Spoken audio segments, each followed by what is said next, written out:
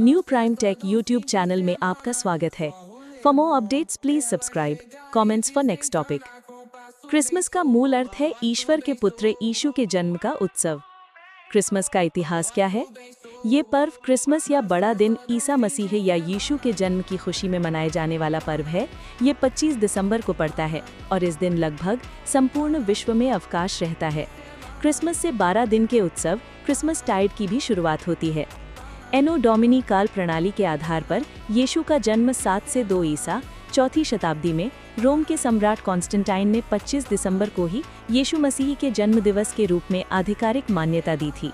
ये तारीख रोमन साम्राज्य में शीतकालीन संक्रांति के साथ मेल खाती थी, जो अंधेरे पर रोशनी की जीत का प्रतीक थी। 25 दिसंबर को ही क्यों मनाया जाता है क्रिसमस, कैसे हुई? ऐसा माना जाता है कि ईसा मसीह के जन्मोत्सव की शुरुआत 336 ईस्वी में प्रथम ईसाई रोमन सम्राट कॉन्स्टेंटाइन के शासनकाल में 25 दिसंबर को मनाने की प्रथा शुरू हुई थी। सांता क्लॉस का इतिहास क्या है?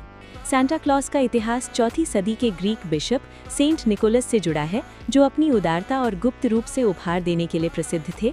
खासकर 3 गरीब बहनों को उनके पिता की गुलामी से बचाने की कहानी मशहूर है, जिससे उपहार देने की परंपरा शुरू हुई और नीदरलैंड के सिंटरक्लास से होता हुआ ये नाम अमेरिका में सांता क्लॉस बन गया, जो बाद में लाल सफ़ेद कपड़ों में एक हंसमुख दाढ़ी वाले बुजुर्ग के रूप में लोकप्रिय हुआ, जिसे 1930 के दशक में कोका कोला के विज्ञापनों ने और निखारा, जो अब क्रिसमस पर बच्चों को तोहफे देने वाले एक प्यारे किरदार के रूप में जाना जाता है।